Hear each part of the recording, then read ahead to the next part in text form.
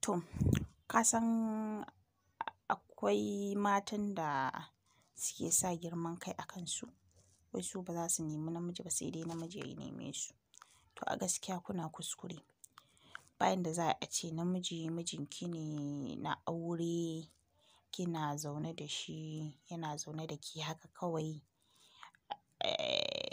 ba zai neme ki ba, ba za ki neme shi ba sai dai ya neme ki.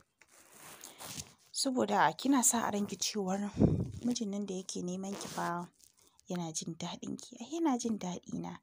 Musamman mu mata za mu je muna gulma. Ai yana jin daɗina, yana jin daɗin ci na shi yasa yake nema na waye waye.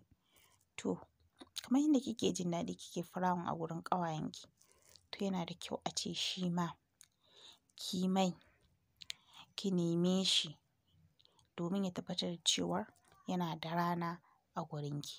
Shi ma yanda kike jin daɗi haka shi ma zai ji daɗi. Akwai sau da yawa mutane suna mun tambaya ce akwai wani bawan Allah da ya mun tambaya kuma na san yana saurare na. Ya ce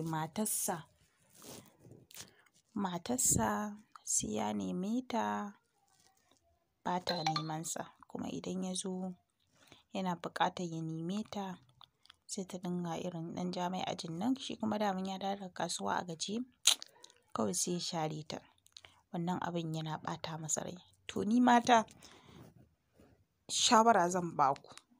Saboda yawanci mata idan mijinmu ya ƙara aure, sai mu dinga cewa ya ci amanar mu ko kuma ya koma ɓangaren wata mace. To a gaskiyar magana kuskure daga mu ne.